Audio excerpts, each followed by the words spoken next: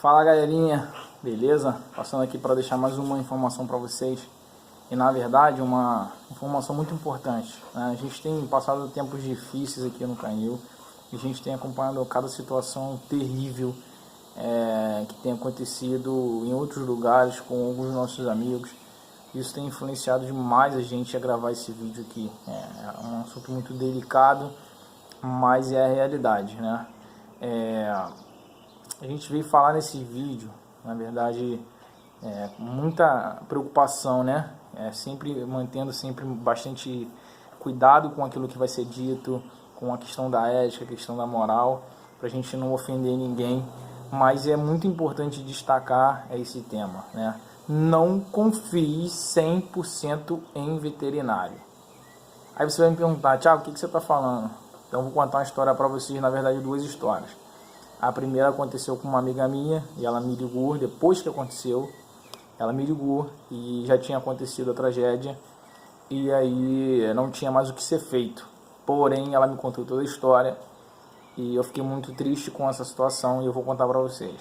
Ela me ligou, disse que o cachorro dela tinha acabado de morrer e ela estava em prantos, né, triste, porque o animal que ela tinha cuidado desde pequeno veio a falecer.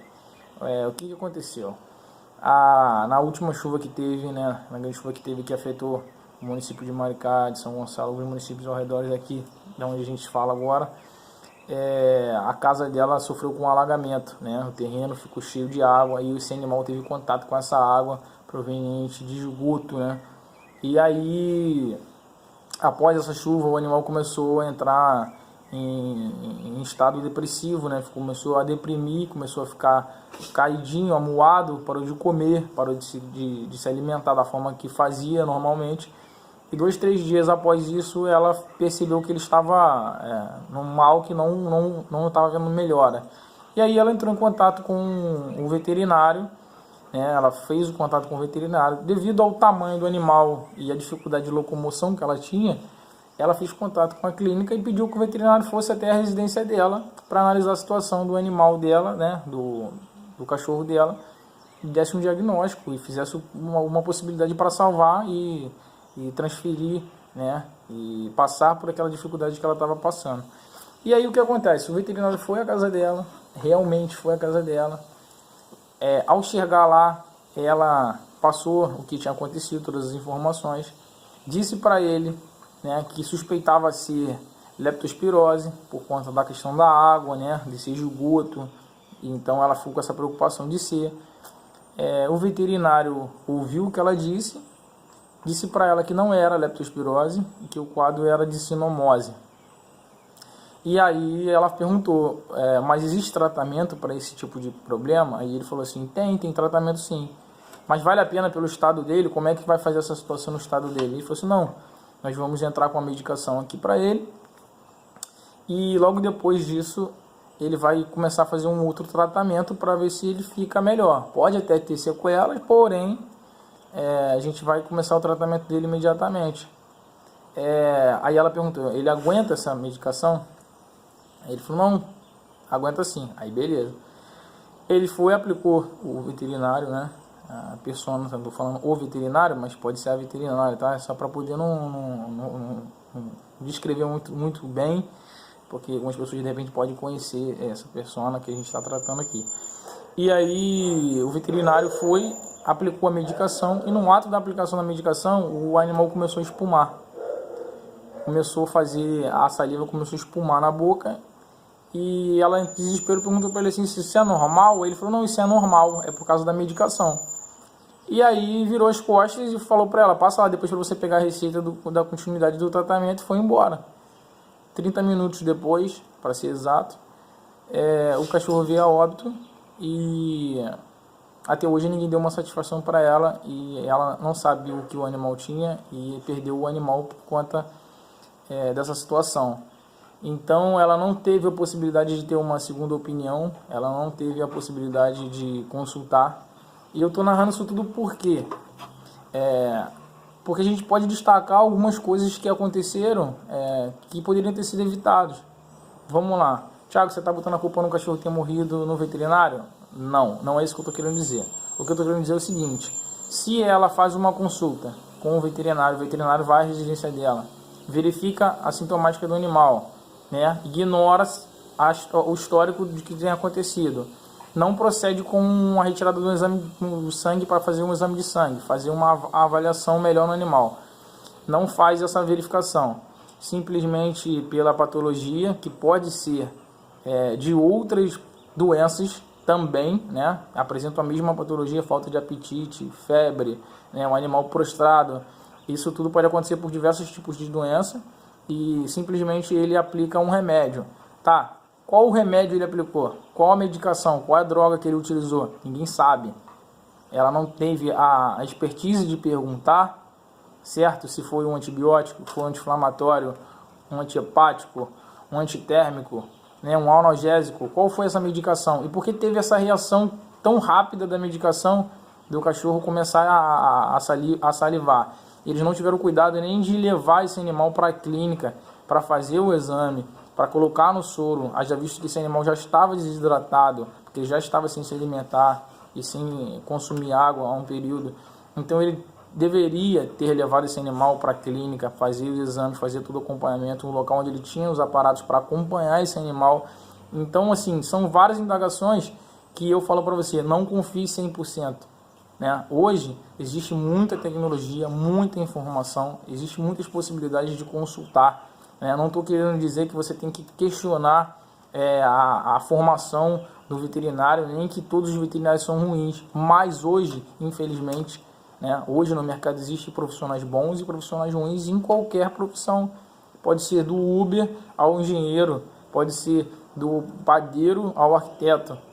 Isso tudo pode ter, em todos os locais, podem ter profissionais bons e ruins. Então a gente deve sempre verificar essas possibilidades.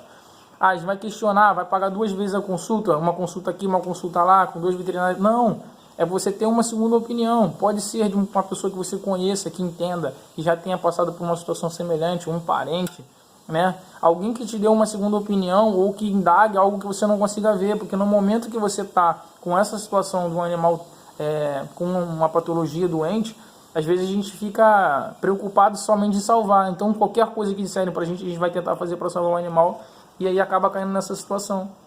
Esse animal, de repente, se tivesse feito o exame de sangue nele, verificado qual era o tipo de patologia que poderia estar acometendo ele naquele momento, de repente a medicação poderia ter sido outra, né? A pergunta que eu te faço, como o médico veterinário, ele consegue passar um remédio, uma dosagem de uma medicação que de repente pode ser muito forte, sem pesar o animal, simplesmente de olhar o animal e falar, não, esse animal deve ter aproximadamente X peso, vamos fazer aqui uma dose aqui. No mesmo momento que foi aplicado a medicação, esse animal teve reação.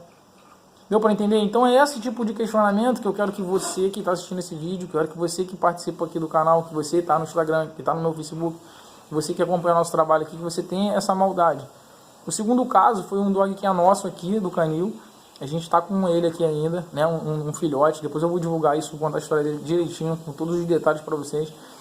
Ele teve um problema e a gente correu com ele com 2 dias de vida para o veterinário, né? 2 dias. Não tinha nem 48 horas de nascido. A gente correu com ele para o veterinário, porque realmente a gente fez uma consulta com os profissionais que acompanham a gente aqui. Ele falou assim, olha, hoje é domingo, vocês precisam levar esse animal numa clínica para fazer a verificação disso com a clínica, na clínica, porque lá tem suporte para isso. Tá? Corre na clínica e vê. A gente procura um veterinário 24 horas, que não é o veterinário que a gente trata, não é os veterinários que acompanham o canil. A gente foi nesse veterinário 24 horas, a gente chegamos lá, o atendimento foi, assim, demorado, ia chegar lá e ao atendimento, né? A gente chegando ao atendimento, a gente se deparou com um profissional completamente, como é que eu posso dizer, sem recursos, né, para entender. Na verdade, o animal com menos de 48 horas de vida tem todo o cuidado do mundo, porém a situação dele era crítica. Ou a gente intervinha, ou ele morria. Ou a gente fazia algo por ele, ou ia entrar em óbito. Deu para entender? Então a necessidade de salvar a vida dele era maior do que a preocupação de ter alguma outra dificuldade, uma outra, como é que eu posso dizer? Acontecer algo posterior. Então a necessidade de salvar a vida dele era mais importante. E aí esse veterinário, completamente sem saber o que fazer, passou um remédio ele passou um anti-inflamatório, né, e um analgésico para esse animal, sendo que o problema dele não era esse, não era realmente esse, né? Ele não estava sentindo dor, ele não estava sofrendo nenhum problema que causasse dor, e ele mesmo assim passou um analgésico para esse animal e um anti-inflamatório. Pois bem, a gente retornou com esse animal para casa, para o canil, né, para casa, voltamos com ele para casa e começamos a fazer um outro tratamento com ele alternativo. Haja visto que a gente tem uma experiência e a gente começou a questionar aos profissionais que acompanham a gente pelo telefone, pelo WhatsApp, que atende sempre a gente. Muito obrigado você que atende a gente, cara, é sensacional. A gente entrou em contato e ele perguntou como foi lá na clínica. Aí eu expliquei, falei, ó, foi dessa forma, dessa maneira. Ele falou assim, cara, perdeu tempo indo na clínica, faz isso, isso e isso, e tenta recuperar esse animal para ver se ele consegue manter a vida dele até o momento da gente conseguir fazer algum procedimento que consiga resolver. Eu estou explicando mais ou menos, que depois eu vou dar em detalhes o que aconteceu, como foi a clínica do animalzinho, onde ele está bem, graças a Deus ele está vivo. Mas, se a gente não tem uma segunda opinião, a gente teria desistido desse animal. A gente teria desistido da vida desse filhote e perdido esse filhote com menos de 48 horas de vida. Deu para entender? Então, se você vai a um veterinário que você não conhece, ou que você vai a um veterinário uma vez ou outra, porque a gente fala aqui, a gente não fala simplesmente para quem cria, a gente fala para todo mundo que tem um pet. Às vezes você tem 1, 2 ou 3 pets.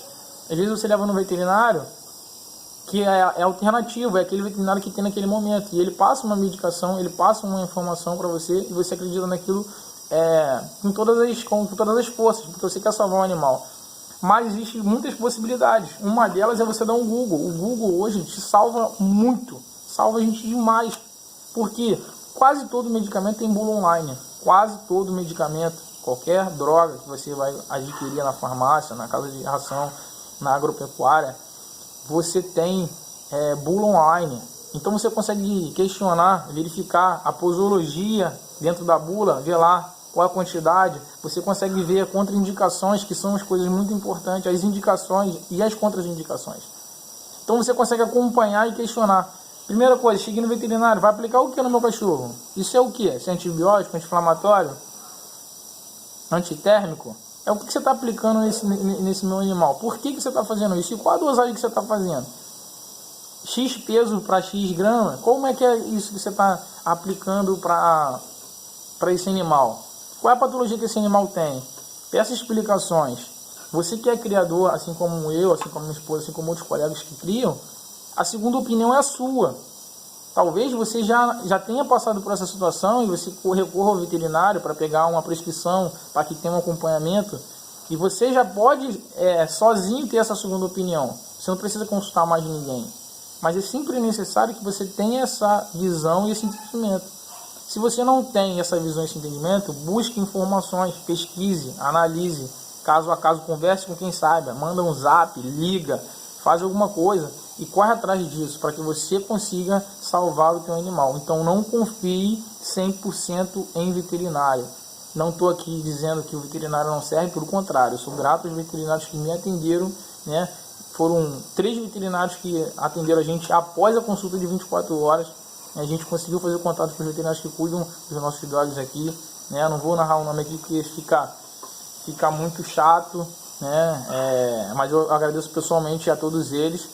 Então eu não vou narrar aqui quem que atendeu a gente, fez a consulta com a gente pelo telefone, e não vou também dar o nome da clínica que a gente levou 24 horas, por uma questão de respeito, né? Porque de repente não tem aquela experiência toda, ainda não viu essas informações, mas eu acho que em muitas profissões falta um pouco de humildade nesse sentido.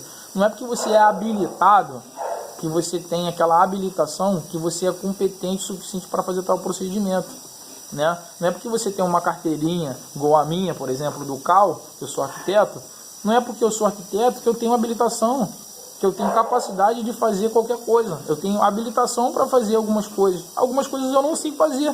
Então não adianta eu tentar inventar a roda e tentar fazer o que eu não sei. Se eu não sei, apesar da minha experiência em algumas áreas dentro dessa questão de construção, e se eu não souber, eu vou procurar alguém que saiba, vou consultar, vou verificar, vou te dar uma resposta com qualidade daquilo, com certeza, né? Agora, se eu não sei, e realmente você precisa daquela informação imediata, eu vou falar para você, eu não sei. procura uma outra pessoa, porque isso eu nunca vi, não conheço, desconheço totalmente.